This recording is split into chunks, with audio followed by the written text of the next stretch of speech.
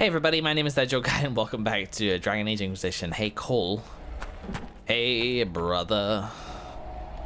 Oh man, if I know we're right before a loading screen. Deeper and deeper we go into the Shrine of Dumat, discovering the secrets of this place, why he's set up here, and what he doesn't want Calpurnia to see. Who's that? Is that her?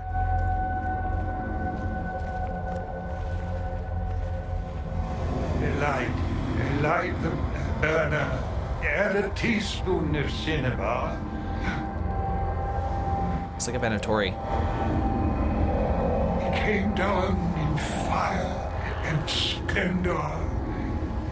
Chapter 9, verse 1. Look at that containment spell. It would hold a dozen pride demons. That What is this? Who are you? Bode well for this guy. Magister Erasthenes, am I, a scholar of Tevinter? Okay. Corypheus, I am bound to answer every question. Ooh. For Calpurnia's sake, I am lost. For Calpurnius' sake, I am lost. Did Corypheus kidnap a magister so he could learn more about Tevinter and the world?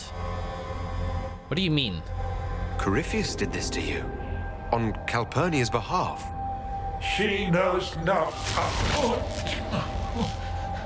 Is this her old master? The ruin, the jeweled husk when the butterfly leaves. I was the greatest scholar of the old gods in Minrathus. No, in the Imperium. One night, he came to my door. For my relics, I thought, my writings and runes. And instead, my slave went to his side, Calpurnia, to become the vessel and save Tevinter. So, what, you wanted this? If Calpurnia's this vessel, what are the contents going to be? I do not know. Power. It must be some sort of power. Power like Earthemials, risen in flame. Calpurnia being a vessel for the old gods? Is that why Calpurnia joined Corypheus? To save your empire? Yes, she seeks a leader, Corypheus, to shape Tevinter's rebirth. She would raise up the slaves as she was raised. Bring a new order with a heart of steel. She could do it if she were not the vessel.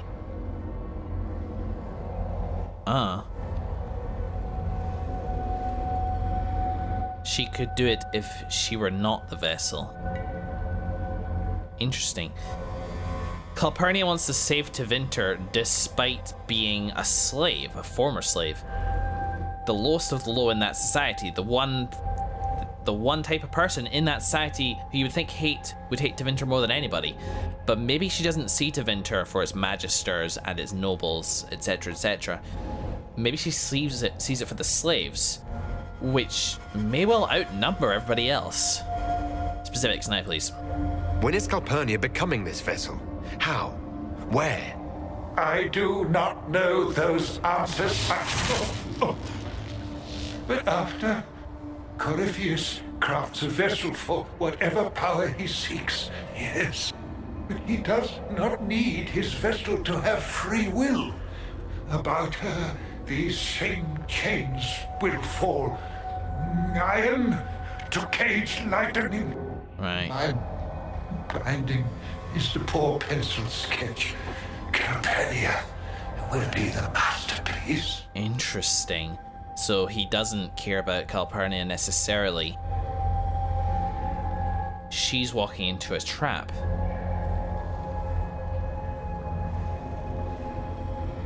Yeah. She'd reconsider being Corypheus's pet magister if she found out.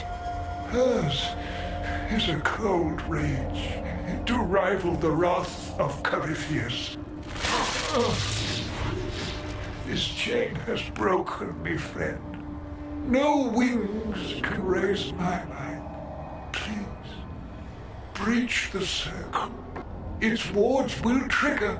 I will be dust and light. Free. Or it will kill us. Corypheus is not above placing such a trap. It's true. Theus' circle will hold its destruction within. Tight. Tight. No fear. Only freedom. Eresthenes. Your death will be a message. You're too useful to kill. I can make you tranquil. No, I don't want to make him tranquil. It's this one or this one. It is very hard to judge a slaver when their society is built on slaves.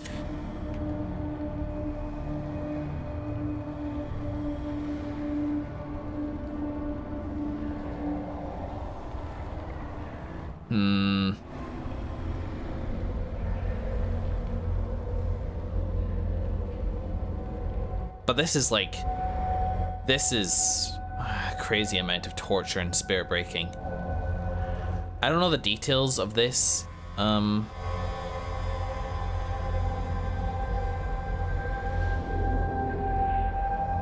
Oh God. See, this is why I play Dragon Age. Tight, tight, no fear, only freedom.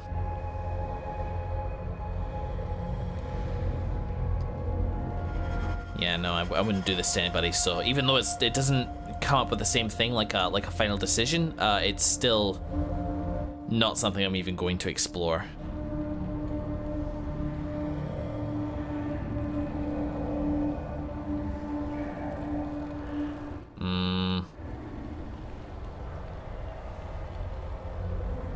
What's this a choice between? Mercy or resource? It's been a while since I've had to step into Marcus's shoes like this, and he did just have a bit of a wake-up call with Liliana. I mean, I wouldn't keep him like this, would I?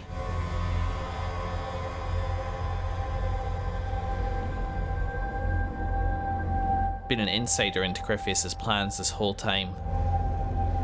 We are the underdog. But the way this is down here, I suggest that this is not a mercy, you know? It's resourceful and it's cruel. We'll find our path another way. I'll free you. All right. You seem honest, and you've suffered enough. Light a lamp, would you, Calpurnia? Everything's so dark.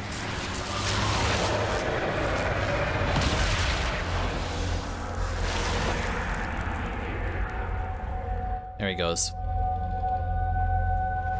We're not Corypheus. No, we are not. I think the slightly disapproves from Cassandra there, I hope, was like, she disagrees, but she can see why I did it. I don't know. After Liliana and everything, I just... We're seeing Marcus flip-flop between being, like, kind and being ruthless now and then, you know? But...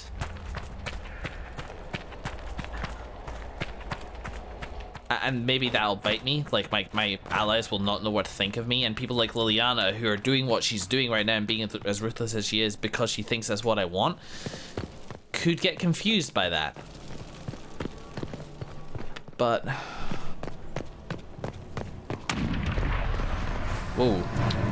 What is that it's doing? Oh, they're back. They're back, they're back, they're back. Somebody beat me to that one. Oh, goodness.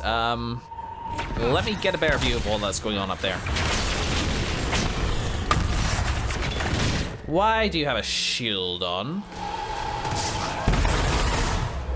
Why don't I? Where am I?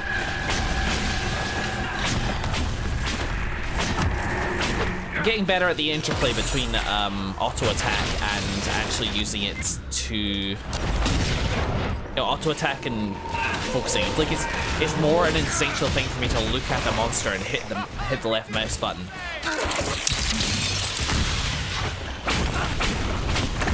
I won't be doing too much to this guy. There we go. Like when I'm like, I want that guy, I do this, like, and hit it with my mouse. But once I'm kind of through that, luckily, doing that and then hitting R, there's actually a really smooth transition between regular attack and auto attack, which if they were coded slightly differently, that could have been like a whole animation reset, actually costing you time and damage. But it's not in this case. It's just a smooth transition, which means I can click on whoever I want to do and hit R when I want to look at something else. Well, let's dust this off. See, that's the problem. Like, I've only been at this another episode for 10 minutes now. That's the problem with kind of doing episodes as you're recording, is that I'm going back to speak with Liliana about this now, but ideally, if I'd known I only had like 10-15 minutes of this kind of quest left, I would have pressed ahead with it and made a 45-minute episode. But it didn't work out like that, so yeah, we just kind of have an episode which is half a quest last time, and then the end of this quest this time. But I think overall, in terms of like the sheer amount of time it saves me in the editing process, not having to work out when to cut off an episode and editing it so it works from an audio and visual perspective, I think this makes the most sense as an approach. Anyway, this is a loading screen. I'm going to cut through it. And we're back. Or we will be eventually. Just relax. Enjoy the ins and outs of the loading icon down there.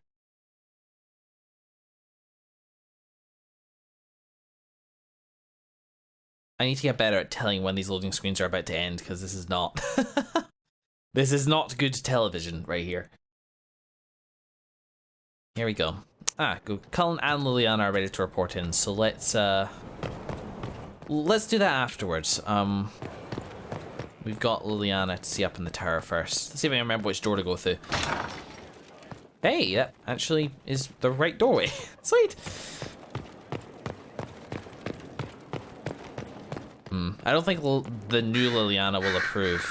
We'll see what she says, though. I'm the boss, you know? I must be careful about Liliana's advice from this point onwards. She now represents the more ruthless side of things. The reports from our agents at the shrine are intriguing. Yeah? You were correct. Once Calpurnia becomes the vessel, she will lose her freedom. Forgive me, but I wish you hadn't been so quick to throw the Enspelled Magister away. My phone just buzzed. Yeah, I know. Erasthenes was suffering. He'd already told me everything. We can never be certain now. Corypheus's notes mention a place where regret dwells. That is more of a mystery. Until the notes are deciphered, I intend rumors of the binding ritual to reach Calpurnia's ears. Yeah, I like it. No, if it comes right from us, then she was not going to believe it. Good idea. Breaking her alliance with Corypheus can only help us. Breaching his sanctum might give Corypheus pause, yet Calpurnia is silent, as are her agents. We have given her something to think about. We have. Okay, good. That's progress. Under her skin, I've got you under her skin. Ah, yes. We've read that one many times. How are you doing anyway? I received a note from the hero of Ferelden. Yeah? He misses me. I very much needed to know he was still out there fighting to be with me. Thank you. It is a great relief, and I appreciate you allowing me to send the messenger. Now, can I help you with anything? Do you know, there's a good point there, like...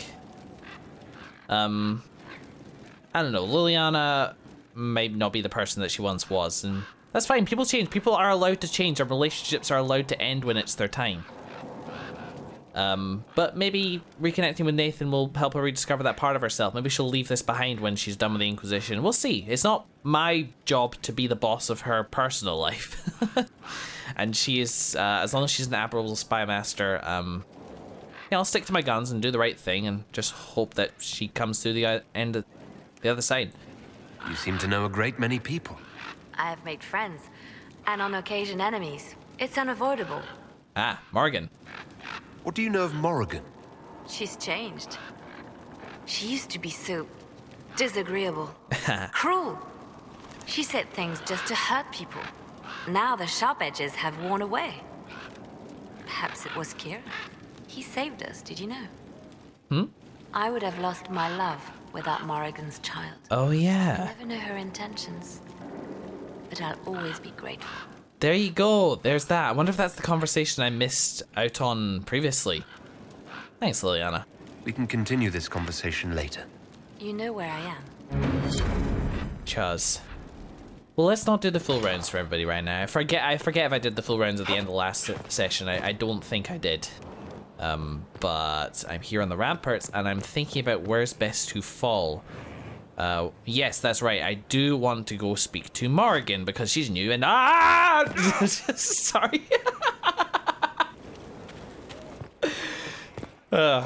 You know how sometimes a fall in a video game just gets you and you have to kind of clench. This is the first time I've ever actually screamed. Oh boy, okay. I think I surprised myself, that's all. Right, this way.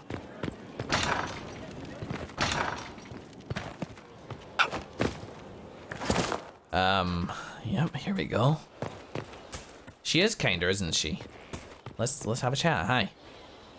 I imagine your forces will be heading into the Arbor Wilds very soon, Inquisitor. Well, Trust me when I say that wherever the Alluvian is hidden, it is worth any effort to prevent Corypheus from acquiring it. I need to rewatch the scene with you actually, because I've sort of forgotten. You seem to know a great deal about elven law. The Dalish are not the only ones interested in the distant past, Inquisitor. Indeed, my skills allow me access to places the Dalish dare not even dream of. The ancient elves hold secrets they have not yet given up. Secrets about the foundation of Thedas itself. Thus, they are my focus. Corypheus clearly feels the same. Yeah, interesting. Now that you've seen the Inquisition up close, what are your impressions? 'Tis remarkable what you have built. I will give you that. Leniana has built a network of spies beyond anything Thedas has seen. All this in precious little time, conjured from thin air through the power of fervor alone. I wonder if Corypheus suspected what he was enabling, just as I wonder what will become of all this once he is defeated. God. Sometimes she just... Do you know what's weird? Sometimes it's like she stepped out of Nightsealed Republic, and I recognize the fact that I think she does voice somebody in Nightsealed Republic. She doesn't voice Bastila, does she? I don't think she does. I think in that instance, some of her delivery reminded me of Kreia from Nightsealed Republic 2. Anyway, I wonder if Chris suspected what he was enabling. Just I wonder what will become of all this once he's defeated. Yes, that has come up a fair few times actually. First things first. We have to defeat him first, then I'll worry about what's next. Should that happen, the world will lie at your feet, more or less. Beware the heights you reach, Inquisitor. When this is done, many will be eager to knock you back down. Well, maybe that's right that I should be. I'd like to know more about you. Ah yes, whence comes the mystery woman slinking her way into the Inquisition's ranks? Once I was an apostate, living well away from the banal influence of the Chantry in the Kukari Wilds. Then came the Fifth Blight with its darkspawn, and I left Ferelden for the Empress's court. 'Tis certain the nobles of Orlais breathe a collective sigh of relief that I am now here. I would imagine so. It's odd that an apostate could live so openly. It confuses those who expect apostates to cower and hide. I stand boldly before them and demand to know why I need some Chantry mage to teach me to control my power. They would put me on a leash so they can feel safer at night. I am uninterested in their comfort. Naturally, it helps to have friends in high places. That's interesting. And especially as somebody who believes that the Templars need to exist in some format. Not everybody is as confident or as competent as you are, Morgan. And let's remember that you did not learn magic in isolation. Yeah, why there? The Orlesian court seems like an odd place to find someone like you. That was the point, originally. I knew the Empress was intrigued by the arcane and that I could answer questions no Chantry mage could. Thus, we fit together nicely. I became her advisor, and she my benefactor and source of refuge. Truth be told, our arrangement would not have lasted much longer. Too many wagging tongues, even for Celine. Interesting. There's something I find compelling about court settings and things like that, especially in kind of fantasy stuff. Yeah, I guess I'll recommend this actually. If you like that sort of thing, then I would recommend there is an RPG, a tabletop RPG called Burning Wheel. And there is a campaign which unfortunately I think is unfinished and will remain unfinished, but whilst it was running, was very compelling on the Roll20 YouTube channel. Roll20 presents Burning Wheel Season 3 was a courtly intrigue kind of thing about a group of characters who were kind of present in the noble courts, and it involves magic and combat and stuff like that as well. More magic, less combat, but also mostly about nobles and war and people fighting amongst each other. Check it out if you're interested in that sort of thing. It's a good series. You were in Ferelden during the Blight. The Blight began in the Kukari Wilds, so yes, I experienced it firsthand. Indeed, I fought at the hero of Ferelden's side for a time. He is the reason the Blight was defeated. In the end, what he did for me, I will always be grateful. And after that, I came to Orlais. The last place one would look for me, or such was my hope. Yeah. Tell me more about your son. He is a very special young man. Special in what way? In every way. At first, Kieran was a means to an end. But as he grew, I never thought of myself as a mother Inquisitor. I had no good example to follow. I find myself becoming something I can barely recognize. Maybe that's what's increased your patience so dramatically, because you could be sharp and short with people when they thought you were wasting your time. No more. I'll leave you to the garden. As you like. It is also interesting she chooses to spend her time here as opposed to anywhere else. I can't speak to you. I wonder how different you'd be were Nathan a different race or even a different hair color. I mean, Morgan is human. That's a good point. We haven't ever covered crossbreeding in hiccup. We haven't ever covered crossbreeding in the Dragon Age universe. Can a dwarf or an elf? They can obviously sleep with each other, but actual pregnant? I mean, like Morgan being a witch and everything like that, she could have maybe worked out something. Herald of Andraste. Sup? Nope. Bye. Farewell, revered mother. Make her go with you. Alright. So, we're 23 minutes. I want to go see if Cassandra has anything new to say. As I say, we may not have much more time together. At the moment, unless another option presents herself, I will be handing her over to the Chantry and she'll be leaving me. Whoa, when you're ready. And when the time comes, maybe we can link back up again, but our duties need to come before personal responsibilities, and Cassandra just really hit the nail on the head with what she said she wanted to do. Is she here? She might be loading in. Yeah, there she is. It's always wonderful to speak with you. Indeed. Do you have any advice for me? It's good that you recruited Enchanter Vivian into the Inquisition. She is ambitious, but has always shown sense in her dealings with the Chantry. My advice would be to watch her, but heed her when she speaks. That one wastes no words. You know, I think we already agree on that. That's enough for now. We shall speak again soon.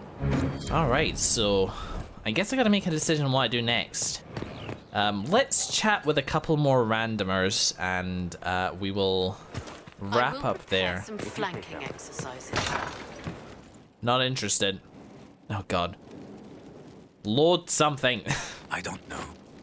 How about Bull? Has Bull got anything to say? Hey, boss. How are you? I'm not too bad. Bye. See you later, Bull. Nice talking with you, boss. I'm not so interested in the generic conversation right now. That reminds me, I do need to, because I'm not focused on the side quest, this Empress de Leon stuff, not so urgent. The only one I think will actually lead to anything interesting, though, is barracks with the primeval red loam deposits, which hopefully I'll get a chance to just dig up sometime. Howdy. What's this? Oh, no, I'm good. Yeah. What do you think about the people who have gathered? Again with your people? Right, which ones? Oh, this is all this stuff. No, I guess not. I'm kind of spinning my wheels a little bit here, trying to fill out the episode time. I'll be here. All right, one last try. We're gonna try Solas, and then we're gonna go to the war table and wrap things up. Can I? There we go. We're gonna wrap things up at the war table, I think. That makes sense to me. And then next time, I don't really know. The next thing on my list was the Emerald Graves, which I'm not going to anymore. At least not right now. As I said, like, if I finish the story and then get to a point where I'm really missing this game, then going back and exploring these environments would be a great way to do that, but just by loading an earlier save. Hi. Good afternoon. I'd like to hear more about what you saw in your exploration of the Fade. I would be happy to share it with you. Alright, okay, let's see. Tell me about a spirit you encountered. The Alamari crossed the Frostback Mountains to escape a beast they called the Shadow Goddess in their stories. Really? I met the spirit that they fled. She walks the Fade along the southern tundra, weeping lonely and forgotten. Great Ferelden formed because a lonely spirit drove her prey away. You know what's interesting? I just realized that I think of the Fade as not related to the open world in the same way. And the reason for that is I know that the Fade is controlled by the demons and the spirits that reside there, including the environments. So maybe there is a way to traverse it beyond just walking with your feet. But any time I've been in the Fade, it's been a very claustrophobic, closed-off feeling. That's true in the Mage Origins, which I did see. There's like a very kind of narrow pathway that you're following all the way through. When you're under the spell of the Sloth Demon, again, like you're confined to sort of small islands and small rooms. Again, in Dragon Age 2, the same thing applies. Even in the open world Dragon Age Inquisition, whilst it is more open, it still feels much narrower than the open world levels that you go to. But there's no reason, aside from game design, why that should be the case. It may be quite possible to traverse the equivalent of the real world to see how it is represented in the Fade, and indeed that may be how Solas does it, but maybe that's just applying my real world lens to the Fade itself. I mean, maybe Markus knows, but he's walked it more. Tell me about the old ruins you explored. I found an ancient dwarven thaig no longer sheltered by the stone. An earthquake had exposed it all to daylight. Really? 1,000 dwarven corpses lay, the victims of a dark-spawn horde. Their last stand marked by one great ring of armor. In the middle, one small body, clutching tightly to a small stuffed toy. Wow. Dying to the last to protect, presumably, their king? Their child king, the last heir. That's amazing. What an amazingly compelling nugget of storytelling. Tell me about the old memories you found in the Fade. I saw a dwarf emerge into the light of day and shield his eyes against the sun. The first time he had seen it, the tears were streaming from his eyes. I thought them from the blazing light, until I saw the rock he held so tightly. Then he laid the rock down gently, and he left it as he walked away. Interesting. We'll talk later. Goodbye. Thanks, Solas. That was a nice little nugget of color. That's exactly what I wanted. Whereas I would have spoken to Aaron Bill about Saharon if I don't think I'd already done that. Do I have anybody to judge? No. This way. Come on, Josie.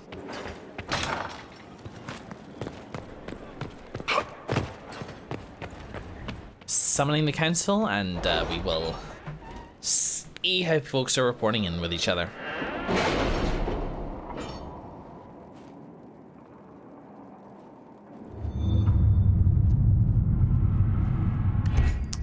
Let's see. You know what would be cool? It would be nice if Morgan had some ideas on how to deal with things. I know she's an arcane advisor, and she doesn't have any power, so they'd need to rewrite her role in the Inquisition. She is just an advisor, so it's right she should be around this table, and it's right that she shouldn't get a card in the mission select screen. But wouldn't it be cool if she did? If she was bringing some kind of arcane expertise, like maybe summoning spirits or just observing through the Fade, something like that, another way to deal with a mission as you progress through the game.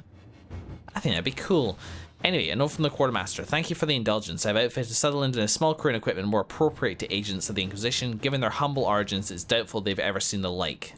Cool, thank you.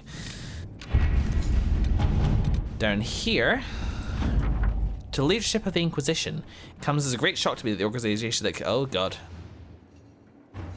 Ha! Truly such matters will be on my excuse. You have a legitimate... If... Ah. Oh, no, that's the guy I was fighting. Interesting. Well, let's see then.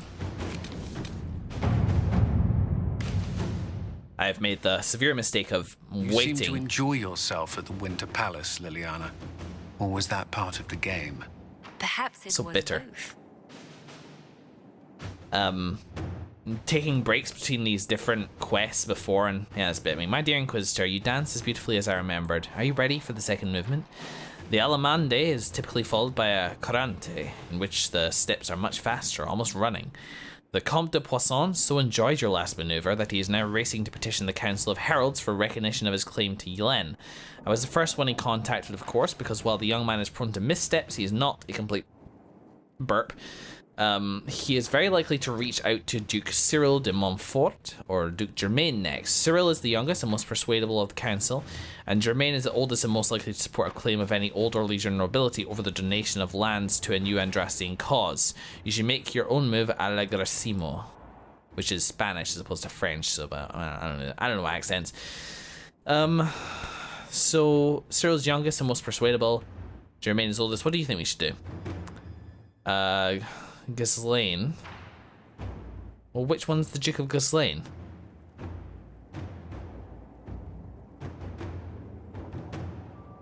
Is it either of them? It doesn't say. It doesn't bloody say. Comtesse Montbéliard. Oh, okay, so I'm not choosing.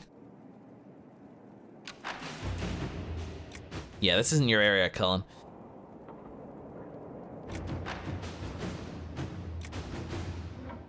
You know, Liliana sounds the most sure, so let's just remember that I wanna... I can do this now. Oh boy. I know the people just to inform of the applications on political pressure. Your point can be easily made. Maybe I should pay a visit to Val Royaux. See if there's a third option. Somebody hinted at it in the comments, but I'm not sure what to make of it. As you know, the remaining clerics have sequestered themselves within the Grand Cathedral in hopes of electing our new divine. One would hope this would be done peacefully, but my sisters informed me that there's already been 2 mysterious deaths, the product of an assassin loose within the Grand Cathedral's halls. The Chantry has failed to find this killer, so I turn to you for aid. Please help my sisters complete their thankless task in peace. The Inquisition is the only force in Orlais with the power to deal with this, and both myself and my sisters would be grateful. No, you... prepared for that sort of thing. That's Liliana as well. How long is she gonna be? Yeah, 4. I'll be done by then. What's this? Unmask goes across the sea. The people removed the downward pointing triangular symbols from our outposts. They have not made a reappearance, which means little. It's clear someone has an interest in the Inquisition, someone organized with ties to those across the sea.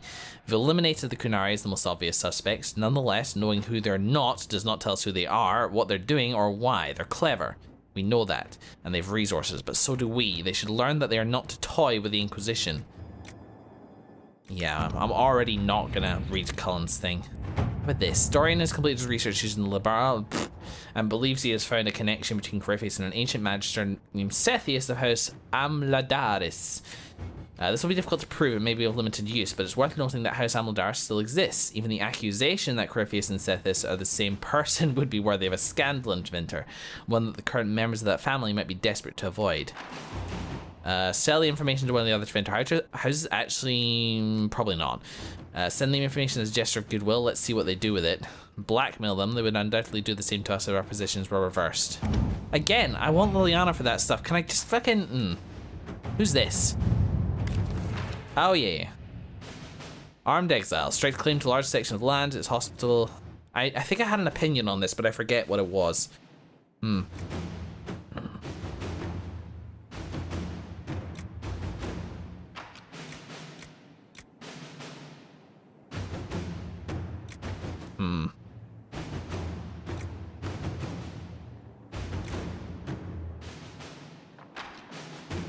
Right, interesting. If you simply want to present them to unnerved Tevinter, it's possible to keep Morven's clan supplied without explicit ties to us. I'm trying not to go at war with all Tevinter. Fine, Jess, let's just go with Cullen's thing here. Cutting that off at the head. Maybe that would have turned to be interesting. Whatever. All these resources, which are fine. Yeah. What was this one? Against Griffiths, they also address lingering issues at home, weakness in the villain, without hatred, blah blah blah. Demand a call to action. Unfortunately, the increased number of travels on the roads has made the situation worse. Assistance from the Inquisition in subduing this threat.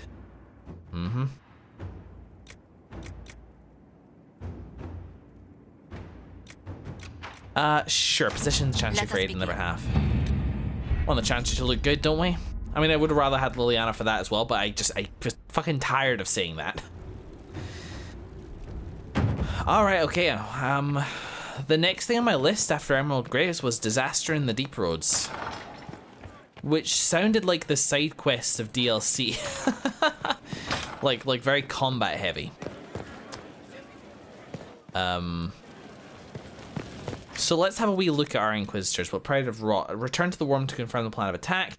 Inquisition's efforts have weakened Corypheus' attempts to stir unrest in Thedas. Now is the ideal time to strike. Consult the advisors to plan the next move. Inner Circle doesn't really have anything I'm too messed up about. I think maybe Disaster in the Deep Roads. That should be fun, right? Even if it's just combat. It's kind of a good way to ease myself back into it, because I don't want to go into whatever might the final battle be, if that is the final battle. I'm not entirely sure. If it is, it feels a bit sudden, but then again, my experience with this game's story has been all over the damn place. Yeah, there wouldn't be anything else, would there? Skyhold? Oh boy.